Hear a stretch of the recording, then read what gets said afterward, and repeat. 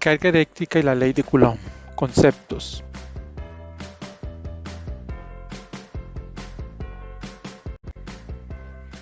La carga eléctrica es una propiedad intrínseca de algunas partículas subatómicas que se manifiesta mediante atracciones y repulsiones que determinan las interacciones electromagnéticas entre ellas. Entonces, básicamente podemos decir que la carga eléctrica es una propiedad de la materia. Es una propiedad que se puede tener o no se puede tener, igual que como ocurre con el brillo metálico. No todos los materiales, no todos los metales tienen brillo metálico. Depende de las características propias de cada uno el que pueda o no. Pues lo mismo sucede con la carga. Puede ser que se tenga carga en exceso o deficiencia de carga, o puede ser que no se tengan cargas en exceso. Básicamente esa es la definición entonces de carga. Como vemos en esta par de imágenes, vemos los procesos de carga, en este caso de carga por inducción, que discutiremos en breve.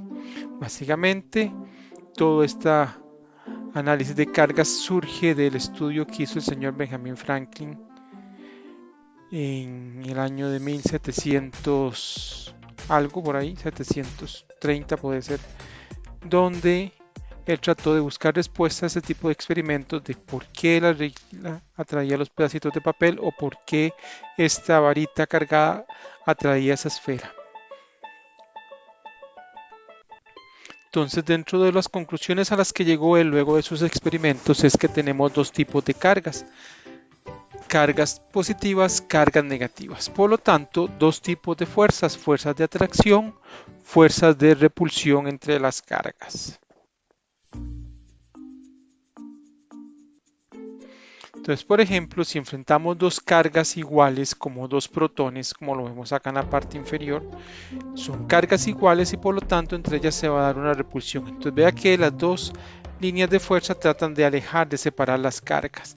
Lo mismo sucede si lo que enfrentamos son dos cargas negativas, como por ejemplo un par de electrones, ellos tratan de repelerse.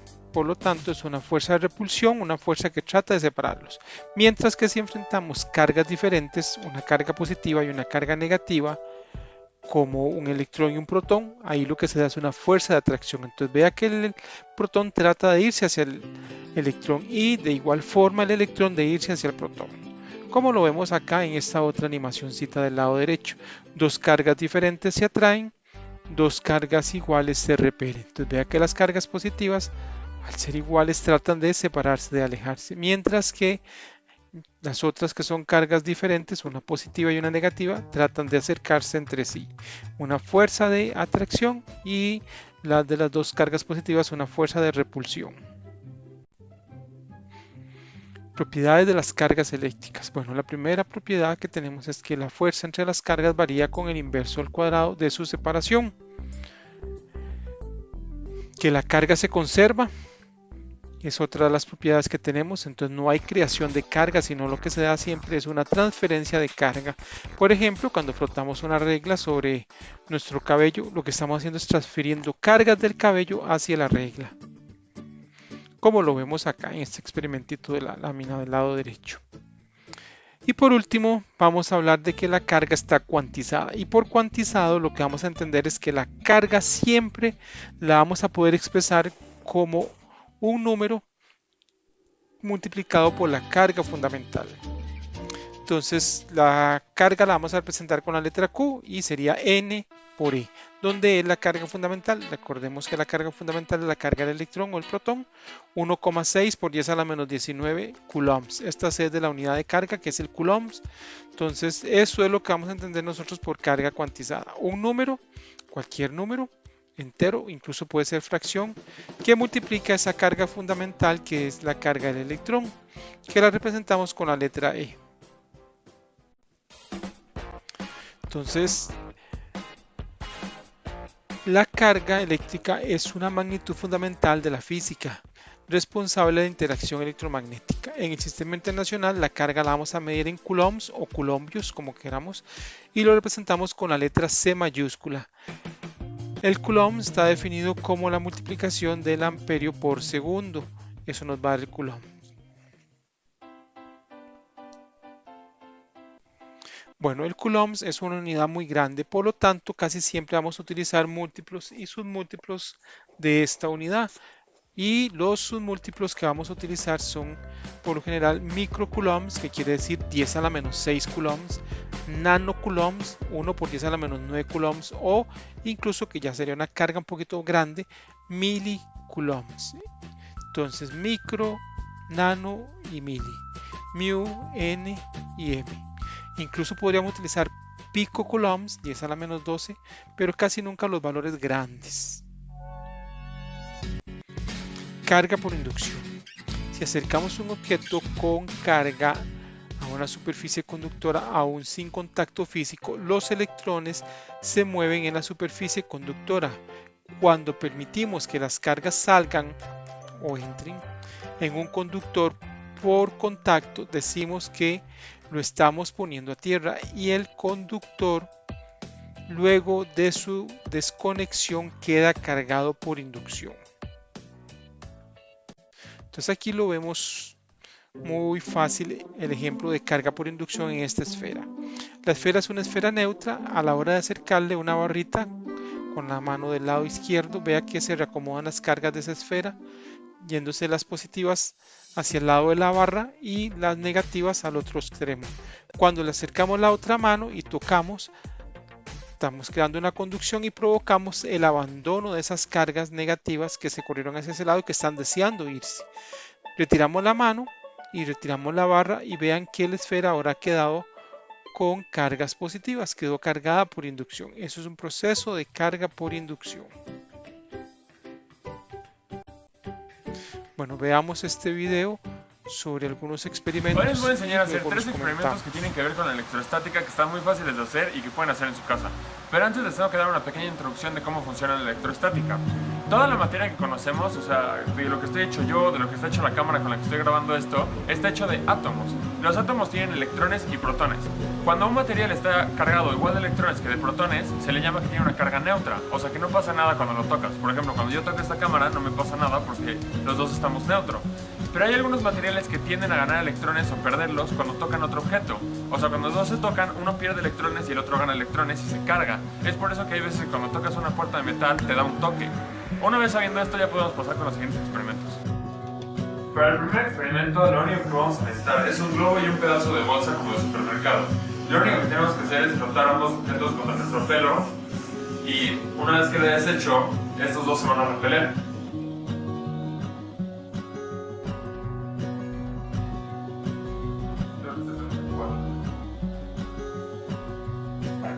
Bueno, estos dos se repelen porque, en primer lugar, nuestro pelo tiende a perder electrones cuando tiene contacto con la goma del globo.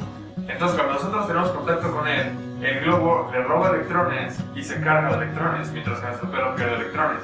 Y lo mismo pasa con la bolsa de supermercado. Ahora, cuando los dos están cargados de electrones, como los electrones son negativos y cargas iguales se repelen, cuando estos dos que tienen electrones y electrones se acercan, entonces empiezan a repeler. Bueno, ahorita no, porque no está cargado el globo.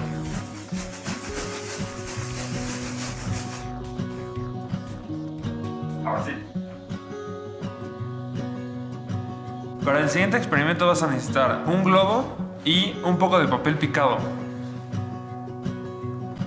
Lo único que tienes que hacer es frotar de nuevo el globo contra tu pelo y después esparcir un poco el papel sobre la mesa. Una vez que el globo esté cargado con electrones después de haberlo frotado contra tu pelo, lo único que tienes que hacer es pasarlo lentamente encima de los papeles. En el primer experimento los objetos se repelían porque los dos tenían electrones y como son iguales se repelen. Pero como el papel tiene protones y electrones y el globo está muy cargado de electrones, a la hora de acercarse los protones del papel se acercan hacia los electrones del globo, haciendo que se junten. Para hacer este experimento solamente vas a necesitar el mismo globo que has usado para los otros dos experimentos y una lata. Lo único que tienes que hacer es frotar de nuevo el globo contra tu cabeza, poner la lata de forma horizontal y acercar el globo hacia la lata sin tocarlo. Vas a ver cómo la lata se empieza a acercar hacia el globo. Esto pasa por lo mismo que el segundo experimento, pero un poquito diferente. Lo que pasa es que la lata tiene protones y electrones, pero como es metal, los protones y los electrones corren libremente por la lata. Tú al acercar el globo lleno de electrones, haces que los electrones de la lata se repelan y se vayan hacia el otro extremo de la lata, haciendo que todos los protones queden cerca del globo y todos los electrones lejos del globo. Entonces cuando acercas el globo, los protones de la lata y los electrones del globo se atraen y es por eso que la data empieza a perseguir el globo. Pero bueno, esos son los experimentos, espero que te hayan gustado, están muy fáciles de hacer, o sea, me imagino que tienes todos los materiales en tu casa y si no, pues son muy fáciles de conseguir. Y pues nada, es todo, si tienes alguna duda déjala en los comentarios y nos vemos en el próximo video. I am still in love with that plane. Will you be there?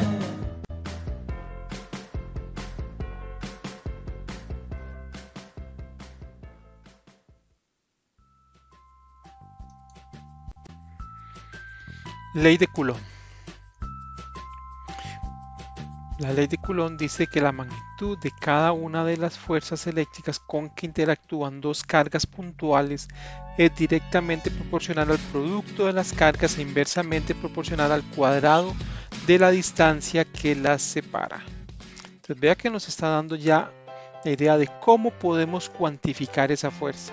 En los experimentos de Benjamin Franklin, él trataba de buscar la respuesta a eso, de cómo medir eso, y él encontró que se dependía de las dos magnitudes de las cargas involucradas, pero también de la separación, y que la separación entre esas cargas afectaba en forma inversa: a mayor distancia, menor fuerza; a menor distancia, mayor fuerza.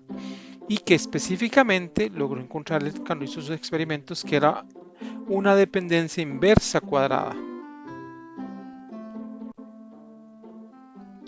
Bueno, aquí lo que vemos es una balanza de torsión, que es simplemente un dispositivo experimental para poder medir la fuerza entre cargas.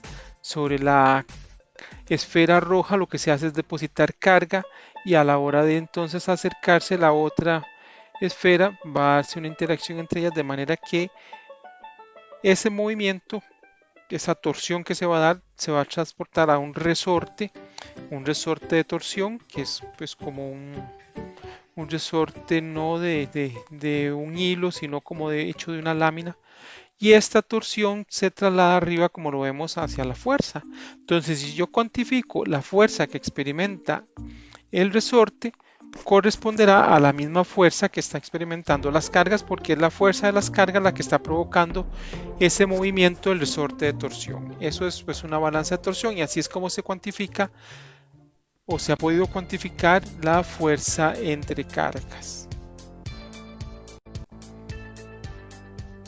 Bueno, ¿de qué depende esta fuerza que se da entre cargas? Bueno, esa fuerza que se va a medir en Newton dependerá de las magnitudes de las dos cargas involucradas y de la separación que hay entre las cargas. Específicamente lo que tenemos es esta expresión, que se conoce como la ley de Coulomb. La fuerza va a ser una constante multiplicada por la magnitud de la carga 1 por la magnitud de la carga 2 entre la separación al cuadrado. Y por supuesto, como un vector que es la fuerza, mantenemos la condición vectorial agregando este vector unitario R sombrero que está por ahí. Muy importante, esas cargas, vea que están entre barras. Esas barras lo que denotan es magnitud, tamaño, nada más. No consideramos el signo, sino como valores positivas esas cargas. La constante de Coulomb, que es 9 por 10 a la 9 Newton metro cuadrado sobre Coulomb cuadrado, o bien la podemos expresar en términos de otra constante, que es la permitividad del espacio libre vacío, o del vacío, como quieran llamarle. Lo cierto es que en función de esa otra constante, entonces la constante de Coulomb es 1 sobre 4pi epsilon 0. Epsilon 0 es 8,85 por 10 a la menos 12 Coulomb cuadrado sobre Newton metro cuadrado. La permitividad lo que nos representa es la barrera que presenta el medio a que se pueda dar esa fuerza entre las dos cargas. Por lo general trabajaremos siempre vacío nosotros, así es que no tendremos que corregir esa constante, pero si estamos en un medio que no es el vacío, el que usualmente vamos a considerar, ahí sí tendríamos que hacer una corrección, y entonces en ese caso esta constante de Coulomb se va a ver modificada por la multiplicación de otra constante para hacer representativo ese efecto de la barrera que tengamos entre cargas. Bueno, pero para nuestro caso siempre vamos a considerar vacío entre las cargas, o aire, que es pues equivalente para nuestros efectos prácticos, y no tener que corregir esa constante cada vez que apliquemos la ley de Coulomb. Bueno, ¿qué sucede si son muchas las cargas involucradas? Pues simplemente lo que hacemos es ubicarnos en la carga que nos están pidiendo que hagamos el análisis y de ahí sacar la interacción de ella contra todas las cargas que están cercanas. En este caso lo estamos planteando para la carga 0, que es esta que está aquí en el centro de toda esa distribución de carga. Entonces vea que Q0 experimenta una fuerza de atracción debido a Q1. Q1 es una carga negativa, por eso la Q0 siente que la atrae la carga 1. Lo mismo sucede con la carga 2, que también es negativa. Entonces ella experimenta una fuerza de atracción, una fuerza que le dice acérquese a la carga 2. Con respecto a la 3, por ser cargas de signos iguales, lo que se da entre ellas es una repulsión. Entonces, una fuerza que le está diciendo a 0, alejate de Q3 porque somos iguales. Y luego con la 4, que es una carga negativa, lo que se da es una atracción. Por eso vamos desde la carga 0 a la 4 con el vector fuerza. Le está diciendo acérquese, puede acercarse. Y con respecto a las 5, que son cargas iguales, ahí nuevamente se va a dar una repulsión. Por eso vea que la fuerza 0,5 apunta hacia el lado izquierdo. Entonces, en resumen, esa fuerza que experimenta la carga 0 corresponde a la suma de la fuerza 0,1, 0,2, 0,3, 0,4, 0,5. Y si tuviéramos más fuerzas, más cargas, seguimos sumando las fuerzas hasta la fuerza n. Vea que aquí lo que hacemos atrás de cada uno de estos vectores está algo en i, algo en j e incluso puede haber algo en k.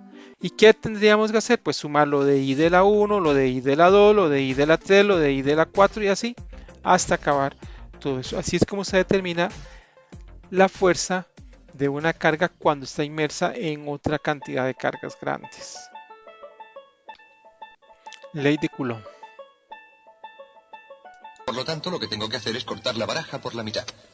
Muy bien. Tanto si se trata de pura ciencia como de pura trampa, los antiguos griegos se dedicaban a ella con pasión. Eran tan rápidos en la ciencia como en los deportes, y muy pronto hicieron un asombroso descubrimiento sobre la naturaleza de la electricidad. Una simple varita de resina. La froto sobre el conejo. Algunos materiales actúan como una varita mágica cuando se frotan con una piel de conejo y atraen pequeñas partículas de materia.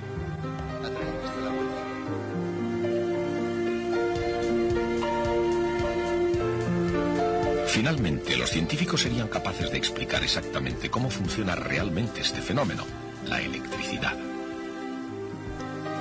Y al contrario que el prestidigitador profesional, los primeros electricistas estaban deseosos de compartir los secretos de su oficio. Por ejemplo, una de las claves de la electricidad dejó de ser un secreto desde que Benjamin Franklin probó su habilidad en este campo. Difundió la versión que en inglés corriente era algo como esto.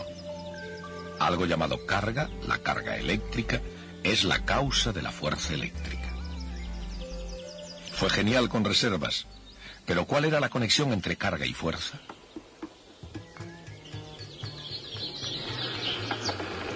Tanto en la ciencia como en la magia, la elección del momento adecuado lo es todo. Y en Francia, Charles-Augustin Coulomb apareció con la respuesta.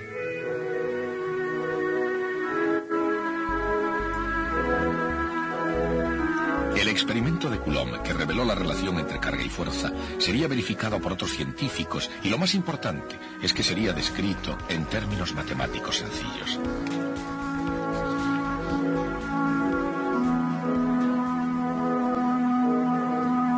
La ley de Coulomb establece que la fuerza eléctrica es directamente proporcional al producto de las cargas e inversamente proporcional al cuadrado de la distancia entre ellas.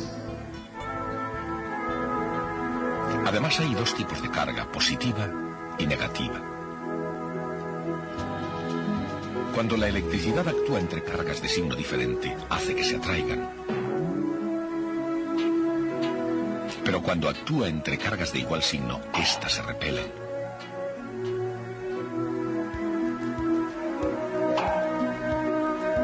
Conforme a la ley de Coulomb.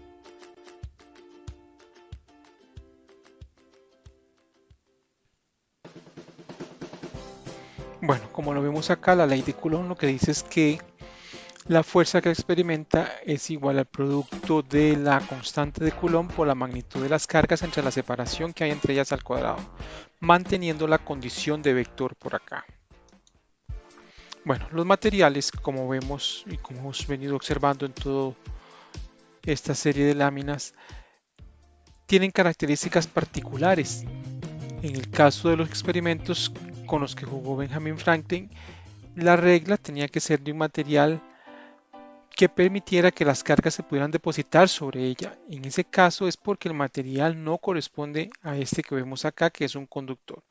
Como dice por acá, los conductores son los materiales que le permiten un libre movimiento a las cargas depositadas sobre ellos. O sea, las cargas que están colocadas en ese material se pueden mover libremente. Y eso se debe al enlace que ellos tienen, que es el enlace metálico. Aquel mar de electrones que nos hablaron en los cursos de química es pues el responsable de que un material se comporte como un conductor. Entre los más representativos tenemos el oro, la plata, pero también pues está el cobre, el bronce, el aluminio. Todos estos materiales son buenos conductores. Y pues los más malos conductores que podríamos mencionar pues son madera, los mismos plásticos, que son pues materiales que están en el otro extremo, materiales que no permiten esa facilidad de transmitir las cargas. Pues aquí vemos un ejemplo de una pieza de oro, de una pieza de cobre. Ahí pues si quieren más información vamos a esas dos direcciones que están por ahí. Aislantes. Los aislantes son aquellos materiales en los que las cargas se mueven con mucha dificultad, prácticamente no se da un flujo alguno, o sea, prácticamente no se mueven. Entre los buenos aislantes, que son los malos conductores, el plástico, el papel, la porcelana, el barniz, la madera, todos estos son materiales que están clasificados como aislantes. ¿Por qué? Porque como dice la definición, usted deposita una carga sobre uno de ellos y estas cargas ahí se quedan. Se podrán mover sobre el material si básicamente hay un agente externo que las pueda transportar, mientras que si no las transportan, ahí se quedarán. Entonces vea que los aislantes pueden tener carga. Lo único es que estas no se pueden mover, sino que se quedan depositadas donde han sido colocadas. Afortunadamente hay un tercer grupo de materiales, podríamos decir que son como rebeldes. Y esos materiales son los semiconductores. Dice que un semiconductor es una sustancia que se comporta como conductor o como aislante dependiendo de la temperatura del ambiente en el que se encuentre. Entonces la ventaja de un semiconductor es que nosotros vamos a decirle cómo queremos que se comporte, si queremos que sea conductor, si queremos que sea aislante. Cuando las características del entorno en el que está son tales, puede ser aislante, pero si son otras, puede ser conductor. Eso lo logramos agregando impurezas dentro de su matriz, dentro de su red cristalina. En ese acomodo de los átomos, quitamos uno del material y colocamos otro átomo de otro material que puede ser que tenga exceso de cargas o deficiencia de cargas. Eso es por lo que decimos como contaminar. ¿Por qué? Porque estamos quitando algo que no es propio de él y colocando un material diferente. Y ese contaminante que agregamos es el que le permite tener esas características diferentes y ser considerado como un conductor o como un aislante según el contorno. En la tabla periódica los encontramos en la columna del carbono, creo que es la columna 4, y los más representativos son el silicio y el germanio. ¿Dónde los encontramos a los semiconductores? Bueno, en toda la electrónica moderna, en los diodos como este de la imagen, en los componentes electrónicos, en los procesadores, en los chipsitos, en todos esos materiales donde haya electrónica moderna, en la calculadora, en un reloj inteligente, en la computadora, en los televisores inteligentes, ahora en los celulares. Todo eso tiene componentes que están hechos a base de semiconductores. Campos escalares. Bueno, luego de la parte de ley de Coulomb de fuerzas, tenemos también la parte de campo eléctrico, perdón. Antes pues hablemos de lo que es un campo escalar. En general todos los campos, sean escalares o sean campos vectoriales, son propiedades de alguna región que no hay que estarlas midiendo para saber que esa propiedad existe. Algunas de esas tienen dirección, que serían los campos vectoriales, o bien no tienen dirección, que son los campos escalares. Como lo vemos por acá, la temperatura corresponde a un campo escalar. En este caso solo nos ubicamos en el lugar y decimos el valor de esa propiedad conocida como temperatura. Entonces un campo escalar corresponde a una magnitud física que requiere solo de un número para su caracterización. Entonces vea que la temperatura, como la vemos en esta imagen, en el lado de Centroamérica, en algunos momentos se pone rojo, eso quiere decir que llega a temperaturas de 30 grados por lo menos y va a bajar a temperaturas de como amarillo, 20, 25 grados. Esa es más o menos una temperatura promedio de la región, pero vea que nada más nos ubicamos en la región Centroamérica y damos el valor de esa propiedad, no le damos dirección. ¿Por qué? Porque la temperatura es un campo escalar, no tiene dirección. Pero hay otros campos que sí necesitan dirección, como el campo gravitacional. El campo gravitacional lo hemos definido como la región alrededor de un cuerpo celeste, la región alrededor de la Tierra, por ejemplo, que se manifiesta como una fuerza de atracción sobre los demás cuerpos que están en su superficie. Esa es la fuerza peso, va dirigida siempre hacia el centro de la Tierra. Entonces vea que es un campo vectorial porque es una región alrededor de un cuerpo celeste que se manifiesta como una fuerza de atracción. Ya en esa palabra atracción indicamos una dirección a ese vector fuerza. Bueno, en el caso del campo eléctrico es algo muy similar a la definición a esta que tenemos acá de campo gravitacional, como se ve en este dibujito también. Bueno, vamos a la definición de campo eléctrico.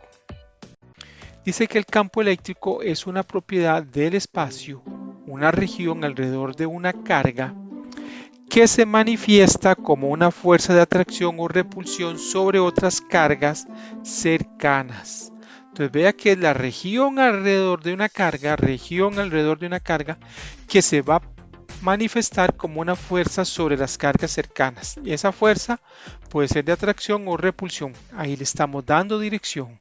Entonces vea que es un campo vectorial. Tiene dirección. Veamos este otro video. En cualquier lugar, en las proximidades de una carga eléctrica, una pequeña carga de prueba experimenta una fuerza. Como si se debiese solo a una carga, el diseño de las fuerzas detectadas en la carga de prueba es simple.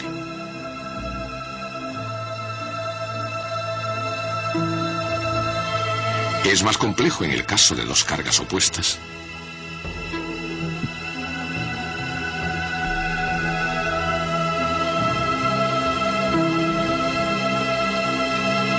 O para dos cargas del mismo signo.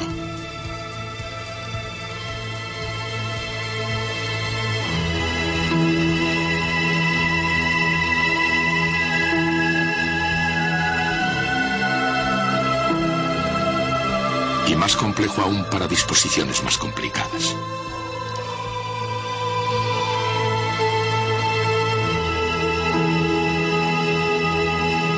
Pero en todo caso, y esto es lo importante, incluso si la carga de prueba no esté ahí para detectarlo, se puede suponer que el esquema de fuerzas existe en cualquier lugar del espacio.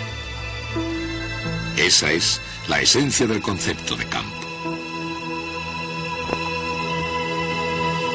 Y aunque Faraday solo lo imaginó, el campo también se puede expresar matemáticamente.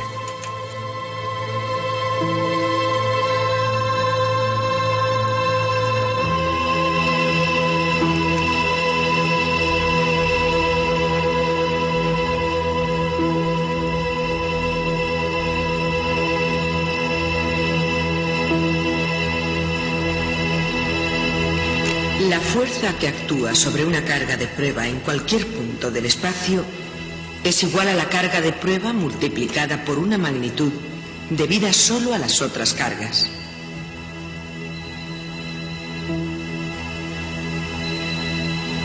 Esa magnitud es el campo eléctrico.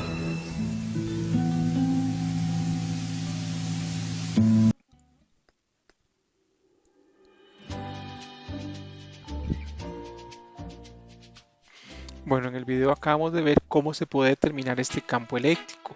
Ya vamos a ver la expresión para poderlo calcular. Muy importante, como se ve ahí, cómo cambia la dirección de esa carga que se va manipulando conforme se acerca a una carga positiva o una carga negativa. Bueno, nos indicaba en el video que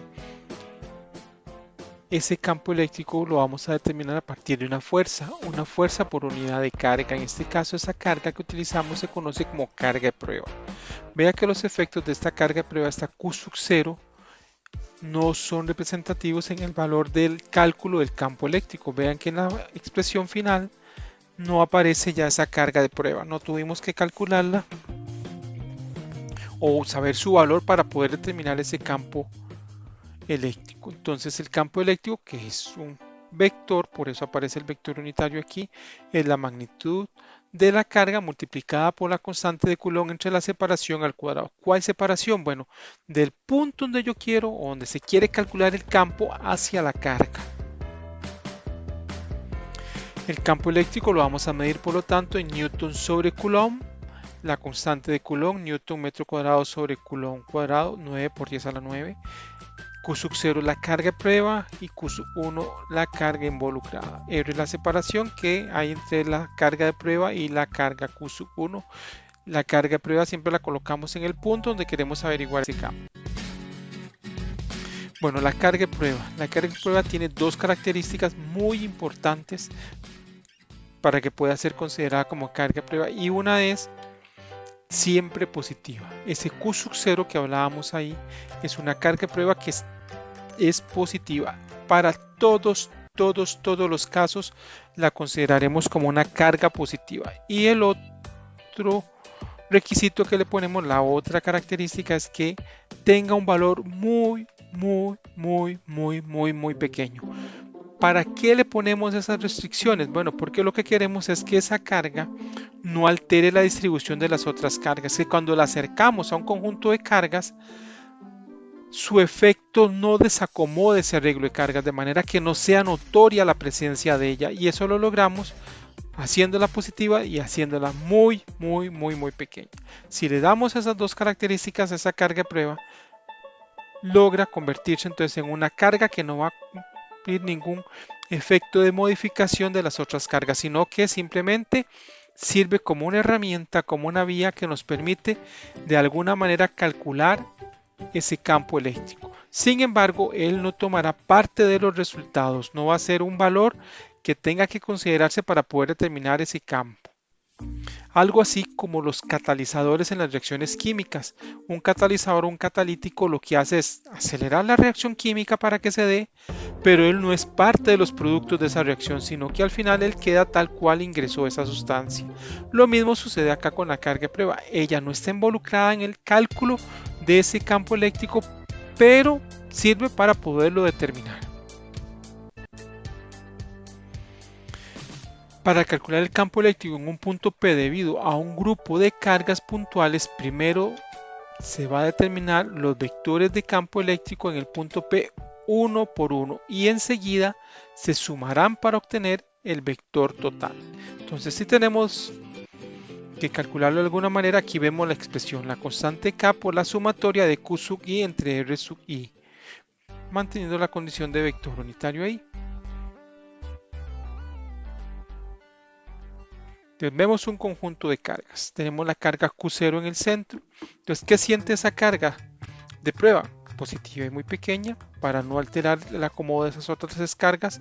Debido a la 1, una repulsión. ¿Por qué? Porque son positivas. Vea que la 1 es positiva, la carga de prueba es positiva, por eso hemos dibujado el vector campo eléctrico a lo largo de la línea que une los centros, pero alejándose de Q0. Entre la 0 y la 2 también es positiva, hay otra repulsión, entonces sobre la línea que está uniendo los centros hacia afuera de la carga 0, que está ubicada en el punto P, dibujamos el vector campo eléctrico 2. ¿Qué sucede con la 3? Bueno, la 3 vea que es una carga negativa. Como se observa, al ser una carga negativa, siente la 0 una atracción por ella. Por eso el vector campo eléctrico 3 va de la 0 hacia la carga 3. Al final, pues, ¿cómo determinamos ese campo eléctrico en el punto P? Pues simplemente sumamos todos los vectores de campo que están por ahí. El vector de campo 1, el 2, el 3, el 4, el 5 y si tuviésemos más, si tuviésemos muchas cargas más hasta llegar al n. Sumamos lo de i con lo de i de la 1, lo de i con lo de i de la 3, de la 4, de la 5 y así sucesivamente. Lo mismo con la componente en j. Y así logramos determinar entonces el campo eléctrico para un conjunto de cargas. Vea que siempre lo hacemos apareado, de 2 en 2, de 2 en 2 y sumamos el total. Líneas de campo eléctrico. Las líneas deben empezar en una carga positiva y terminar en una carga negativa. Entonces vea que eso se conoce o comúnmente a veces se llama nacen en las cargas positivas, las líneas de campo eléctrico, mueren en las cargas negativas. ¿Qué es lo que hacemos? Bueno, colocamos la carga, le acercamos la carga de prueba, vemos que experimenta esa carga de prueba para poder dibujar esa línea de campo. En las positivas, como son positivas hay una repulsión, por eso vemos que nacen las líneas de campo en esa carga. Pero una negativa tiene atracción por la carga de prueba, por lo tanto, entonces la línea de campo apunta muriendo en esa carga negativa. El número de líneas dibujadas saliendo de una carga positiva o aproximándose a una carga negativa es proporcional a la magnitud de la carga. Bueno, ahí lo que nos están diciendo es que si tenemos mucha carga, una carga grande, un valor grande de carga, tenemos que dibujar muchas líneas para de alguna manera representar que el campo es más intenso en esa carga. Por el contrario, si es una carga pequeña, una carga disminuida, dibujaremos pocas líneas porque es proporcional a esa cantidad de carga. Ningún par de líneas de campo eléctrico puede cruzarse. Eso quiere decir que no podemos tener una línea de campo eléctrico sobre otra. No se pueden cruzar. Lo que pasa es que se enfrentan y ocurre un doblez entre ellas o una atracción, de manera que conforman una sola línea. Las líneas de campo se dibujan de forma que el vector sea tangente a ellas en cada punto. Además, su sentido debe coincidir con el de dicho vector. El número de líneas que entran o salen es proporcional al valor de la carga, como lo hemos comentado en la lámina anterior. Las líneas se dibujan simétricamente o en la medida de lo posible, traten de hacerse siempre simétricamente. Las líneas empiezan o terminan solo en cargas puntuales, no pueden nacer de la nada. Para que puedan nacer tiene que haber en ese punto de nacimiento una carga, o para que mueran ahí es porque hay una carga negativa, pero no podemos tener una línea de campo sin nacer o en positiva o morir en una carga negativa. No pueden estar solas, aisladas ahí, nacer de la nada o morir en la nada. O muere en carga negativa o nace en carga positiva. La densidad de líneas es proporcional al valor del campo eléctrico, entonces si dibujamos muchas líneas es porque es un campo eléctrico muy intenso, si dibujamos pocas líneas es un campo eléctrico menos intenso. Por último, pues lo que se indicó hace unos instantes, nunca puede cortarse dos líneas, nunca pueden cruzarse, no puede haber una línea sobre otra. Y esta es más o menos la forma en que se dibujan las líneas de campo. Vea que tenemos una carga positiva, la roja. Si colocamos una carga de prueba sobre cualquiera de esas líneas rojas, vea que lo que siente es una repulsión. Por eso hemos dibujado líneas que van hacia afuera de la carga positiva. Por eso se dice que nacen en las cargas positivas. Por el contrario, si lo vemos en el del lado derecho, en color azul, una carga negativa. Si colocamos una carga de prueba sobre una de esas líneas, vea que lo que siente es una atracción. La carga de prueba era positiva, si no lo recuerdan. Por eso hemos dibujado las líneas muriendo en la carga negativa. En la parte de abajo, nuevamente se repiten esos dos dibujitos, pero adicional, vemos cómo quedaría la conformación para cuando tenemos dos cargas juntas, ya sean de signos contrarios o de signos iguales. En el caso de signos contrarios, el efecto de atracción que se da lo que hace es que provoca un doblez de la línea.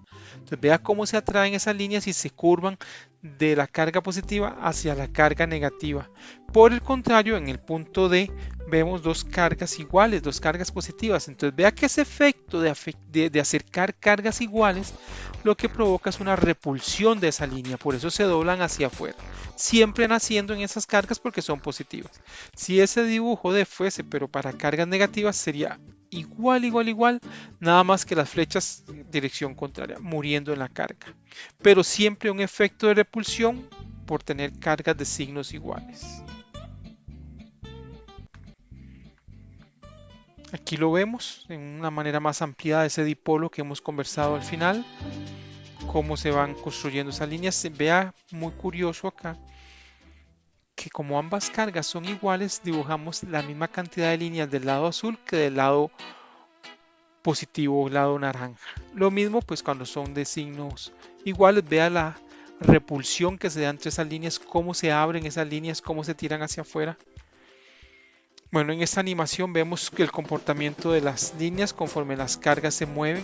En la del centro, vea que ninguna línea de campo se cruza. Simplemente lo que hacen es reacomodarse, curvarse para satisfacer el efecto de las tres sobre un punto dado. En las otras pues vemos cosas similares. ¿Qué sucede si de uno de los lados tengo más carga? Si la carga es más grande en uno de los extremos. Bueno, vean que simplemente cuando enfrentamos dos cargas, una positiva y una negativa, en este caso la positiva es el doble de la otra, el doble de la negativa. ¿Qué implicación tiene eso en la construcción de las líneas de campo eléctrico? Bueno, simplemente que como tengo más carga del lado positivo, debo de dibujar más líneas de campo. ¿Para qué? Para de alguna manera representar por medio de las líneas que el campo ahí es más intenso. Pero del otro lado, en el caso del azul, la negativa, tengo menos líneas. ¿Por qué? Porque es un campo menos intenso. Si lo contamos, si contamos la cantidad de líneas, vemos que del lado rojo tengo 16 líneas saliendo de la carga positiva. Tengo la carga negativa que provoca una atracción, pero como es la mitad de la otra, solo la mitad de las líneas llegan. Por dos que nacieron en la positiva, solo una logró llegar a la carga negativa y por eso hemos dibujado solo 8 líneas de campo ahí. Mientras que en la carga positiva tenemos el doble. ¿Por qué? Porque tiene el doble de carga. Y al lado derecho vemos una placa. En el caso de una placa, en los bordes lo que provoca las líneas de campo es ese efecto de borde que hace un doblez de la línea de campo. Un poco más de animaciones de qué pasa cuando colocamos una carga en un campo, en este caso una carga positiva. Entonces vea que se expulsa de la positiva hacia la negativa. En el caso de dos positivas lo que vemos es que va hacia afuera, van hacia afuera las líneas y las cargas que hemos colocado ahí para que se muevan en ese campo eléctrico. El campo eléctrico provoca un movimiento de cargas, es un agente provocador de una fuerza. De hecho, vean que en la definición de campo eléctrico hemos indicado región alrededor de una carga, que se manifiesta como fuerza de atracción o repulsión. Atracción, cargas diferentes. Repulsión, cargas iguales. Bueno, para ir cerrando esta parte, ahora hablamos de distribuciones continuas de carga. Las cargas no siempre son cargas focalizadas, puntuales, colocadas en un punto específico que las hemos representado como una esfera, sino que también pueden estar las cargas distribuidas a lo largo de un continuo, a lo largo de una vara, a lo largo de una placa, a lo largo de todo un volumen, y eso pues lo conocemos como distribuciones de carga. ¿Qué es una distribución continua de carga? Dice que se trata de una situación en que la carga no está concentrada en un punto, sino distribuida a lo largo de un elemento lineal o superficial. Entonces tenemos tres distribuciones de carga: la densidad lineal de carga o distribución lineal de carga, que es carga por unidad de longitud. Por eso hablamos de un dq entre un dx, un diferencial de carga entre un diferencial de distancia. Cuando vean derivadas o integrales entenderán un poco más eso. Lo cierto es que es carga sobre longitud, por eso coulomb sobre metro. Ejemplos de eso, bueno, cuando las cargas están depositadas sobre un alambre, sobre una barra, sobre un hilo. En esos casos hablamos de distribuciones lineales de carga. Densidad superficial de carga, que es la segunda, sigma. Sigma es igual a carga sobre superficie sobre área, o un diferencial de carga entre un diferencial de área, carga sobre superficie, y las unidades corresponden a coulomb sobre metro cuadrado. ¿Cuándo hablamos de una distribución de carga superficial? Bueno, si tenemos una placa, una superficie, una tabla, y las cargas están distribuidas sobre la superficie de esa tabla, ahí hablamos de una densidad superficial de carga. Por último, hablamos de la densidad volumétrica de carga. Y esto es pues cuando la carga está distribuida a lo largo de todo un volumen. Por eso carga sobre volumen, más o menos como la densidad de masa normal de masa entre volumen, nada más que aquí es carga entre volumen. O un diferencial de carga entre un diferencial de volumen. unidades Coulomb sobre metro cúbico. Bueno, en el primer caso dice que hablamos de una densidad lineal de carga. Entonces vea que es carga por unidad de longitud, carga cuando está depositada como se indicó en un alambre, en un hilo, en una barra. Y ahí vemos una imagen de lo que podría ser una barra cargada positivamente, y entonces vemos ahí que tomamos un pedacito de distancia, ese dx azul que está por ahí, y sobre ese dx azul tenemos un diferencial de carga. Nosotros no vamos a integrar, solo vamos a trabajar en forma lineal esto, así que no nos asustemos por esos diferenciales de dq, dx y el otro que es dq sobre un dA. Bueno, densidad superficial de carga. En este caso es cuando la carga está depositada sobre la superficie, como eso amarillo que se ve alrededor de ese cilindro. Pues ahí podríamos hablar de una densidad superficial de carga. O si está en la parte externa de esa esfera verde, todo lo que es eso verde ahí estamos hablando de una distribución superficial de carga. Carga distribuida sobre la superficie o densidad superficial de carga. Y la densidad volumétrica, pues que como se mencionó, la carga está distribuida a lo largo de todo el volumen. Como si fuese una naranja, entonces correspondería a que la carga está en el jugo de la naranja. El jugo de la naranja está desde la parte central hasta llegar a la superficie, que es donde está la cáscara. La cáscara podría ser un ejemplo sencillo de una distribución superficial de carga. Vea que la carga estaría sobre esa cáscara. Entonces podemos hablar ahí de que es una distribución superficial de carga, esa superficie en la cual se colocan las cargas. Si es a lo largo de un volumen, pues hablamos de una densidad volumétrica de carga, como se ve pues aquí en la parte inferior. Bueno, no es parte de lo nuestro, pero para cuando lo vean en algún otro curso más adelante, cuando hablamos de distribuciones de carga, distribuciones continuas de carga, lambda, sigma y rho, nuestra expresión del campo eléctrico se ve modificada, y ahora hablamos de un diferencial de campo eléctrico, va a ser la constante de Coulomb por un diferencial de carga entre un R cuadrado, y mantenemos la condición de vector. Bueno, en estos casos esa expresión se utiliza cuando hay que hacer integrales, cuando tenemos que integrar. Nosotros no vamos a integrar, entonces prácticamente no vamos a usar esa expresión. Y bueno, ya para terminar, vemos aquí distribuciones de carga a lo largo de todo, como una nube o bien un alambre.